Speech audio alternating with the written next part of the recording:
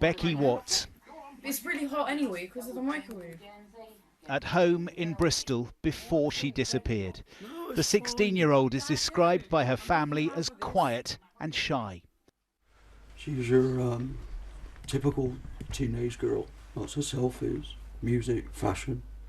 Becky's father and stepmother told me today that her disappearance is completely out of character and they are desperate for news. Bex, if you can see this, get in contact. And if anyone out there knows something, just tell us. Just bring her home safe. If you've got her, then put her somewhere we can find her. We want her home, please. She's not in trouble. She's just wanted here. We just want her back. That's all we want. I'm very grateful, obviously, because people have taken the time out of their own busy lives. But yeah, it's just a case now of getting out there, finding her, getting her home. Where are you guys going to next? We're going down to Cruisel, tackle that part of the area. People's going down towards town now. We've got people taking Kingswood, anywhere where there's going to be busy. There's going to be loads of people. So the police force were doing all the practical and forensic work.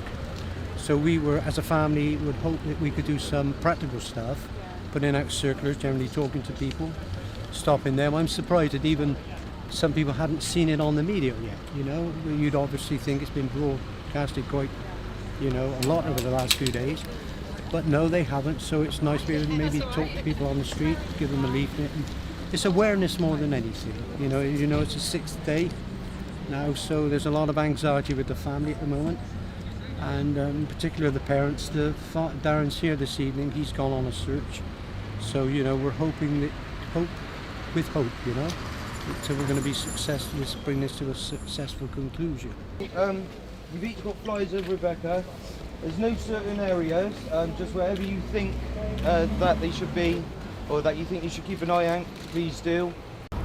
Well, this is an extension of what started last week in the St George area. We decided as a family that this may be, you know, an area worth searching.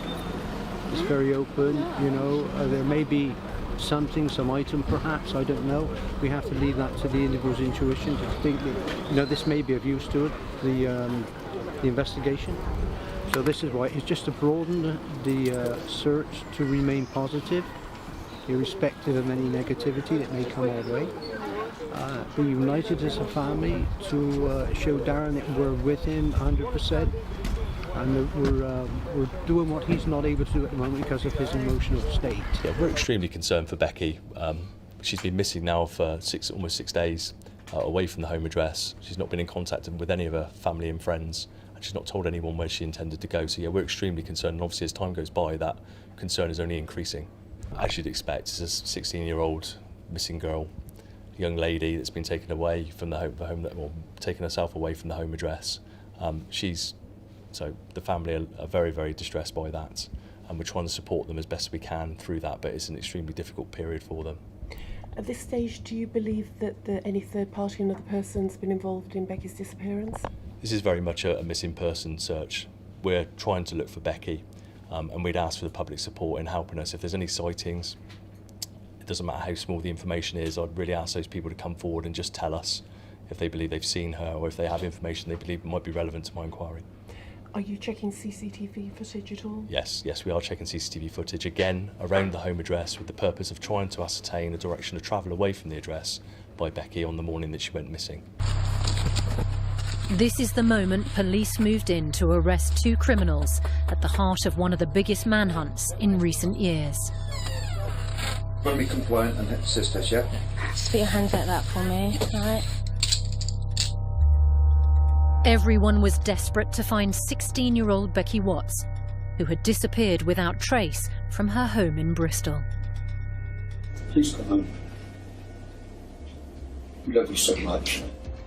As hundreds of police across 2 counties searched for her, forensics teams picked through the detail. Approaching the address. Their cameras capturing every clue they found. The answers are always out there. The answers are always there. But as the hours went by, friends and family grew frantic.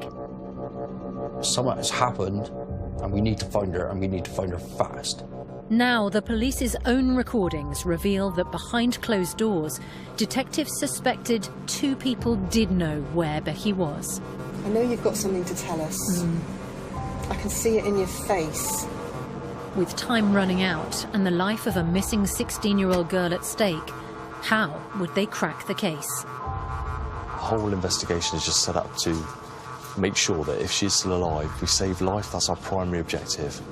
For the first time, I've been given exclusive access to the hundreds of hours of footage the police filmed by the detectives who led the inquiry.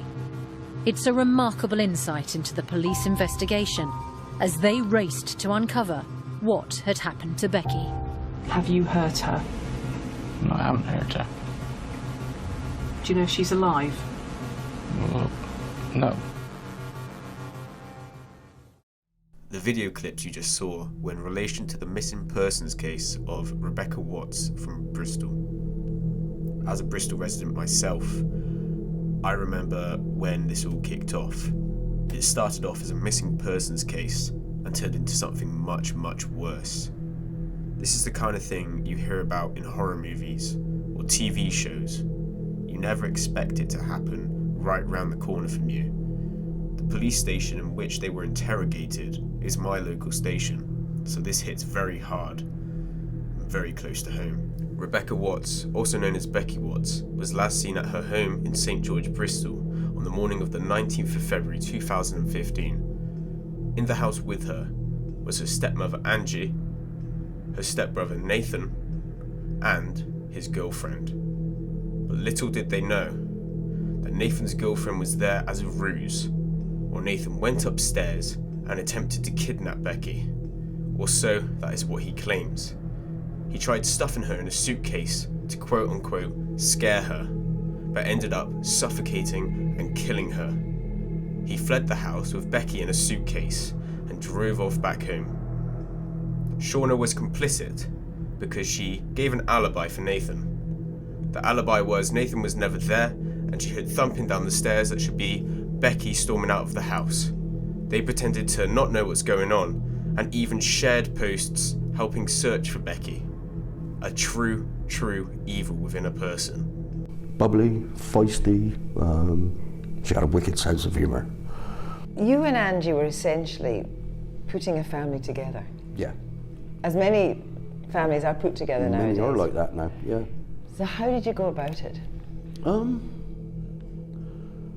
It's quite strange how it came about, actually, because I was, regardless of how me and Becky's mother were getting on, I always stayed in their life. I'd have them at least three nights of the week, every week.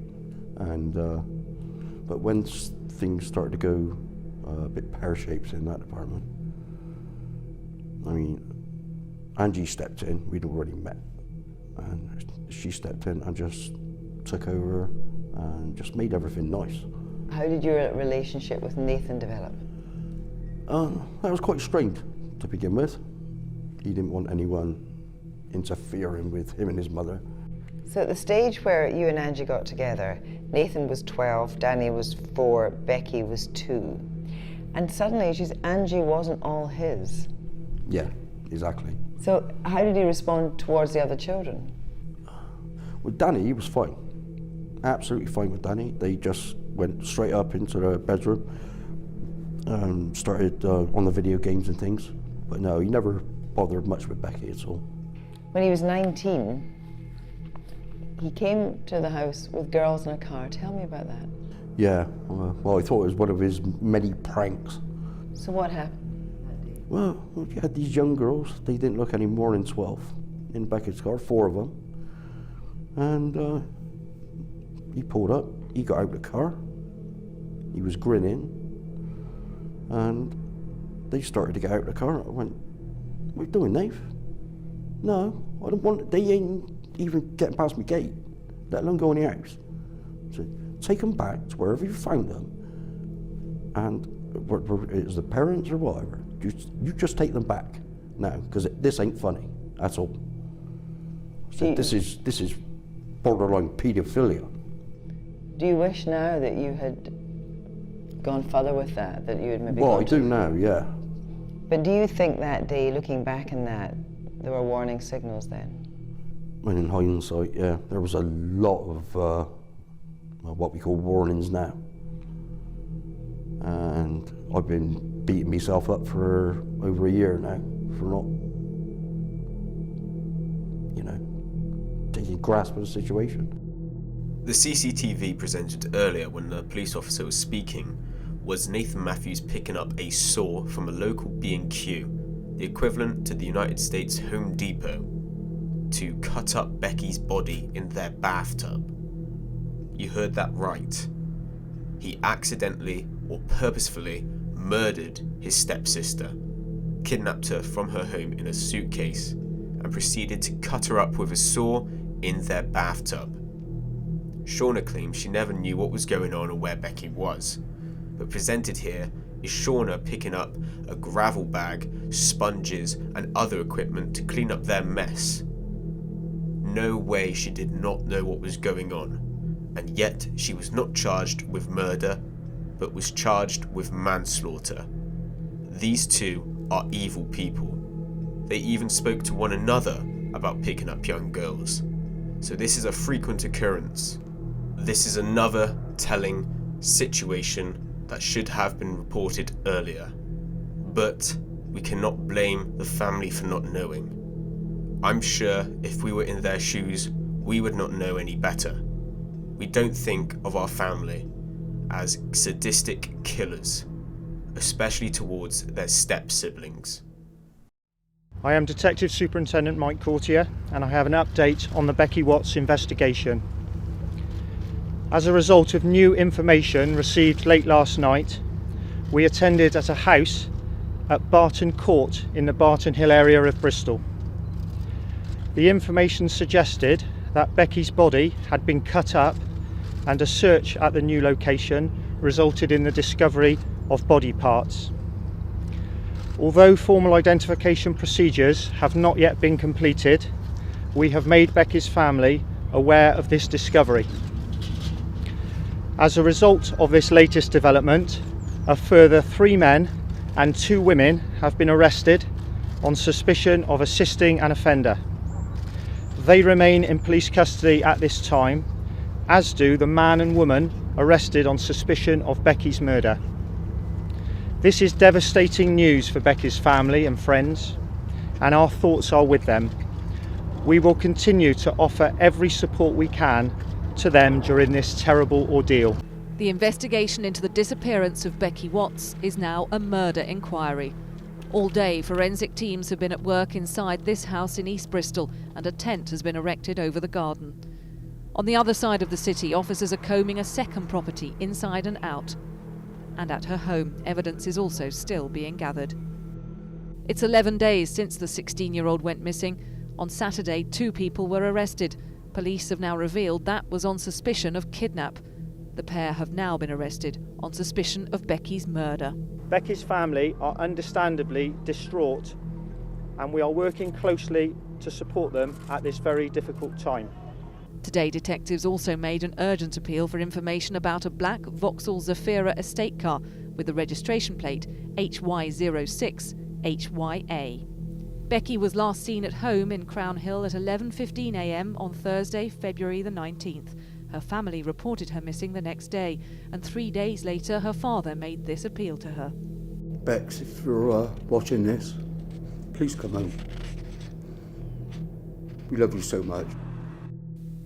Over the weekend, forensic search teams have worked at her home and the 2 other properties in Cotton Mill Lane and in Wilton Close. This is the address in Wilton Close that is still being searched, and it's from this street that the black Zafira was seized by police over the weekend. As well as tracing its movements, detectives want to hear from all its previous owners. Detectives also renewed their appeal for anyone with information on this case to come forward. An intense effort is underway at every location to collect the evidence needed to bring this inquiry to a conclusion. The heartbroken family of Becky Watts have already endured so much. Today they return to their home where she was last seen alive, but they couldn't enter while it remains a crime scene. To add to their pain, it is a member of Becky's wider family who's been charged with her murder. He is her stepbrother Nathan Matthews, seen here at a fancy dress party. He's the son of Becky's stepmum. Next to him, his girlfriend Shauna Hoare, who's been charged with attempting to pervert the course of justice. Hate's not a powerful enough word. No. Not even despise. He'll never know the full damage of his actions. He'll never know the full damage of the actions which he took afterwards. He's devastated so many lives. The stepbrother of the schoolgirl Becky Watts has been found guilty of her murder. 28-year-old Nathan Matthews suffocated 16-year-old Becky while trying to kidnap her from her home in Bristol in February. Her dismembered body was found in a garden shed. I was just devastated. In a new interview with BBC News, Angie and Darren Galsworthy describe their pain. I just couldn't accept it. He seemed fine. He loving. Yeah, well, your son, my daughter, wasn't it? Nathan was so arrogant, he thought he could get away with it. Which is probably why he chopped her into small pieces and distributed her body parts all over the place, wasn't it? It was the 19th of February when Matthews and Hoare drove to Becky's house. The teenager was alone in her bedroom. A pathologist said she was suffocated after fighting for her life in a violent struggle. The trial heard that Nathan Matthews took a kidnapping kit with him, including a stun gun. Inside, forensic officers found his fingerprints in traces of Becky's blood. The former Territorial Army soldier told police that he put his stepsister's body in a suitcase, and the couple then drove back to their own house a couple of miles away in central Bristol. When they got here, Nathan Matthews and Shauna Hoare ordered a takeaway and watched a comedy video on YouTube entitled "Do You Want to Hide a Body?" They then began the process of hiding Becky's remains. The next morning, the 28-year-old went to a DIY store and bought a circular saw. Then, with Hoare, he bought tape, rubble sacks and a large number of cleaning products. When police searched the couple's home, they found every room filled with junk and mess apart from the bathroom, which was spotlessly clean. This is where Becky's body had been dismembered. Her remains were then packaged into bags and cases and hidden in a neighbour's shed 80 yards away. The circumstances of this case are truly horrific. They're gruesome and they are grotesque.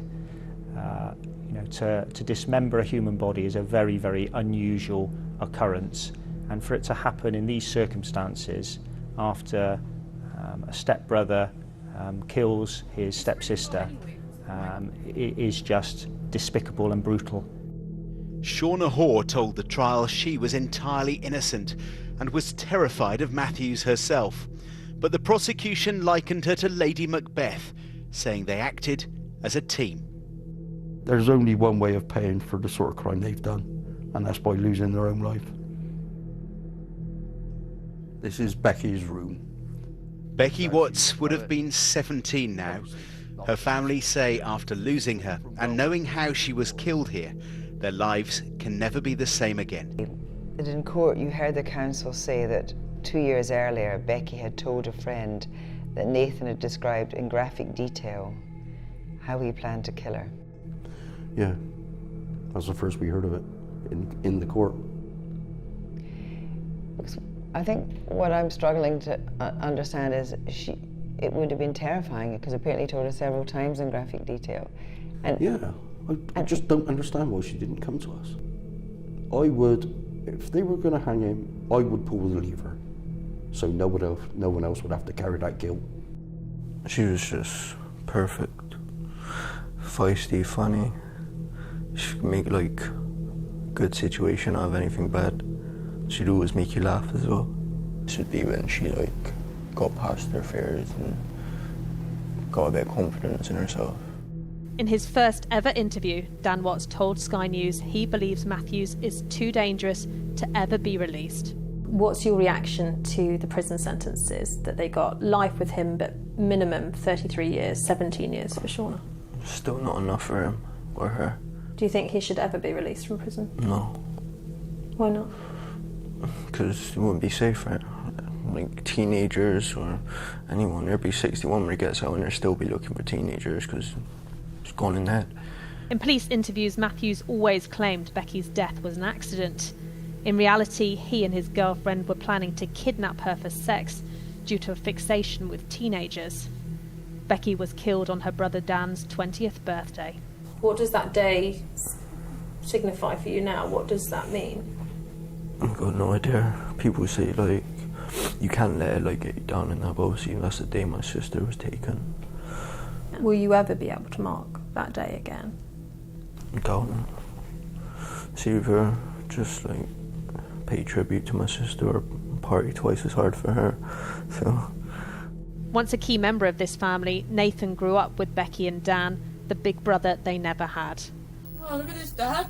But he robbed this teenager of life, then took her dignity in death, and those crimes will never be forgiven. Just a complete animal. But, like, obviously he never showed that side to me when I was younger.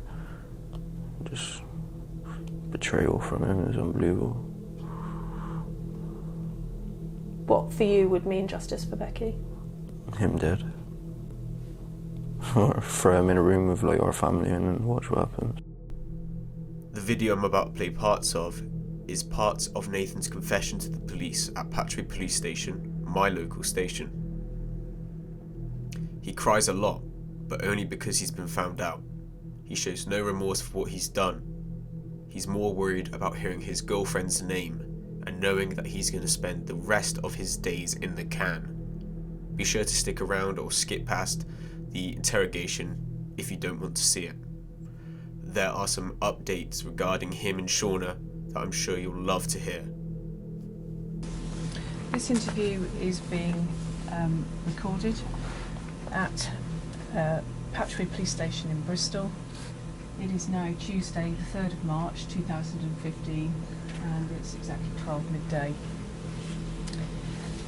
I'm DC 3302, Marie Stephen, and the other police officer present is DC Mark Luther 2702. Nathan, can you give us your full name? Nathan Charles Matthews. Thank you. And your date of birth? The 9th of the 1st, 1987. I don't know what questions you need to ask, but obviously you said something about Shauna. Can you rephrase it? Mm-hmm. So we can include basically everybody in it and not use her name. Like, do you want me to say like the other person? Is it just saying the name? Just include everybody. And like, yeah. Obviously she's in. Obviously we'll be included in it. Include everybody. And say her name. Okay. Okay. I'll do my best to avoid using that name where I can, Nathan, okay? I can't make promises, and what I would say to you is that I'm not going to be doing anything to deliberately wind you up or anything like that, okay? But we've obviously been here a long time, and if I make a slip up, it may well be because I'm tired and those things happen, okay? Can you tell me then, Nathan, because if we work through what you told us in this written statement, this idea that you had... I think you wanted more detail, yeah. was it? Yeah, I do.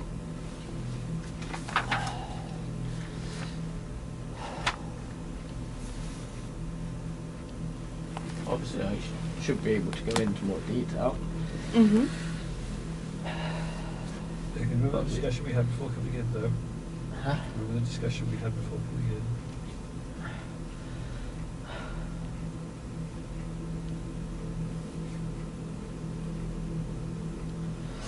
I don't know.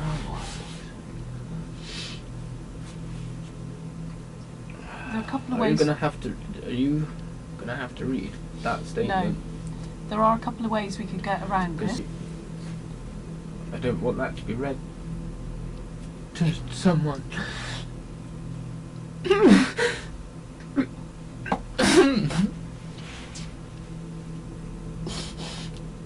I don't want to read this out in full again, Nathan, but what I wanted to do was get some more detail from you about things that you've said in it. So perhaps if I could pull out some things from what you've told us and ask you to expand on it, tell us a bit more.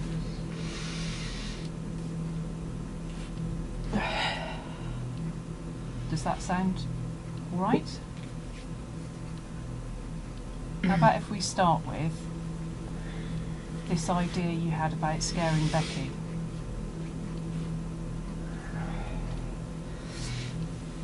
Tell me about how that started up then, how you got that idea. I don't know if it was on TV or something like that, but obviously I had a couple of dreams about, and also I came up with the idea to scare her, because like to try and basically make her more appreciative of life, so she'd be more appreciative for other people. She'd be like grateful that, you know, she wasn't harmed or anything like that, or, you know, because obviously she'd leave things out on the floor for my mum to trip over, and obviously would talk to her, like to say nasty comments and talk to her like dirt on the floor. And I thought if I was, you know, able to scare her, and obviously her not be harmed, and obviously be released. Obviously when she got back, she obviously would have been scared and more appreciative of things, as people are. Okay. So tell me what you thought you were going to do. What your plan was. Obviously stick her in the suitcase. Obviously, put tape around her mouth so she wouldn't make any noise.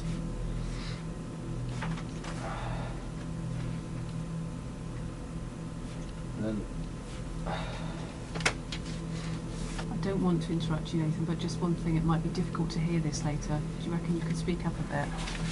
obviously, what the plan was obviously once I got her in the car to make up some up to say to Shauna, obviously I had to leave, like, to help someone or do something, sum up.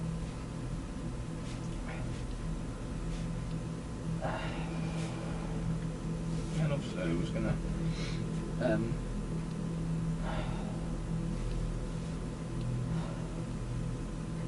I was thinking of like a wooded area or whatever, to obviously take her back out, obviously still have the mask on, and obviously like scare her and, you know, say something along the lines of, you know, you got to start treating people better, you know, not being a bitch or self-centered, and then like make a threat of, you know, or this could happen again or worse or something like that. Then obviously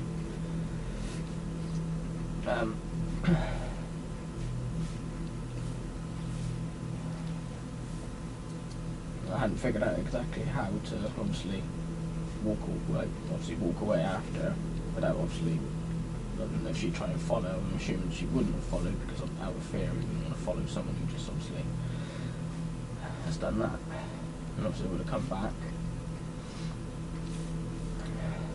Well, I would have obviously chucked away obviously everything first and then come back, and obviously would have acted as normal.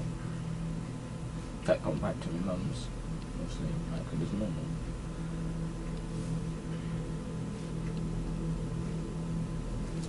So when did you think all of this up? I can't be certain. I'm no good with dates. I've said this repeatedly in days muddle into other days. I don't have a specific memory of coming up with it, but I remember thinking about it a couple of times. Just basically trying to think of ways to, because obviously she won't listen to me about leaving shit on the floor for her mum to trip up. She doesn't listen to her dad about it. Just trying to find a way of making her actually listen. Had you had a conversation with her soon before that? I can't remember when I last saw her. Like I said in the statement, it could have been Wednesday when we went over, or it could have been the Monday before. It depends on when she was in and when she wasn't in, and if she was in, it depends on when she would have come down. Do you think you want some legal advice at this stage, given that this is going differently than we discussed? I don't know, probably, yeah. Okay. It's 12:11 p.m.